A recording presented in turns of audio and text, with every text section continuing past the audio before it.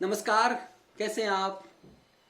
मैं हूं मनीष ठाकुर और आप देख रहे हैं द व्यूज मीडिया।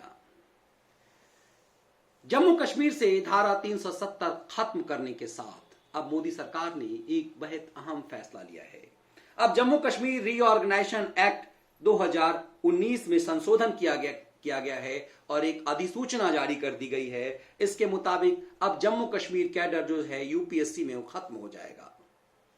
अब ये परंपरा खत्म हो जाएगी कि जम्मू कश्मीर कैडर का जो अधिकारी है वो जम्मू कश्मीर में रहेगा और बाहर के कैडर, यूपीएससी के जो बाहरी कैडर के लोग हैं देश के अन्य राज्यों के, वो पोस्टिंग उनकी जम्मू कश्मीर में नहीं होगी।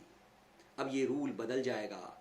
अब जम्मू कश्मीर को दिल्ली की तरह यूटी कैडर में डाल दिया गया है, जिसमें जिसे कहते हैं, जिसमें अब जम्मू कश्मीर के साथ साथ अरुणाचल प्रदेश, गोवा, मिजोरम के साथ ये यूटी में आएगा, यूनियन टेरिटरी कैडर आएगा, जिसमें दिल्ली भी आता है। मतलब अब दिल्ली के यूटी कैडर के जो अधिकारी हैं उनकी पोस्टिंग जम्मू कश्मीर में होगी, अरुणाचल के अधिकारी की, अंडमान निकोबार के अधिकारी की जो कैडर के जो हैं उनकी बहाली अब जम्मू कश्मीर में होगी। इससे इन गुपकार गैंग के खिलंदरों की भी पोल खुलेगी। इनसे ये जो पारंपरिक रूप से जो जम्मू कैडर के जो यूपीएससी अधिकारियों को, उन नौकरशाहों को अपने कब्जे में जो रखते थे गुपकार गैंग के खिलंदर, उन सब पर एक भारी चोट पड़ेगी। मोदी सरकार का यह फैसला निश्चित रूप से बेहद अहम है, जिस पर राष्ट्रपति ने मुहर लगा दी है।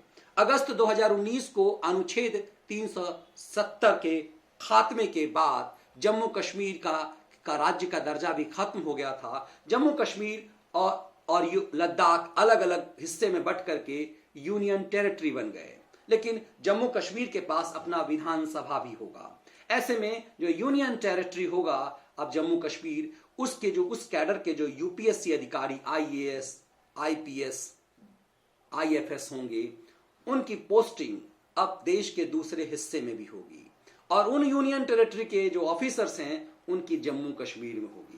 इस तरह से सरकार ने ये दूरगामी फैसला लिया है। तो ऐसी बात है कि जम्मू कश्मीर को आतंक का अड्डा बनाने वाले, लूट का अड्डा बनाने वाले गुपकार गैंग के खिलंदरों के लिए ये खबर बेहद अहम है।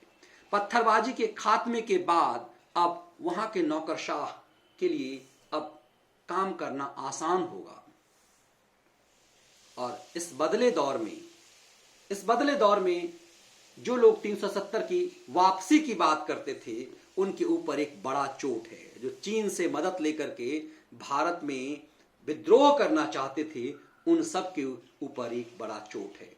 निश्चित रूप से 2019 के अगस्त में किए फैसले के बाद जम्मू कश्मीर को लेकर के मोदी सरकार का ये बेहद अहम फैसला है। ये अधिसूचना जम्मू कश्मीर रीऑर्गेनाइजेशन एक्ट 2019 में जो संशोधन किया है, उस संशोधन के क्या मायने हैं, ये जमीन पर कुछ दिनों बाद दिखाई देगा।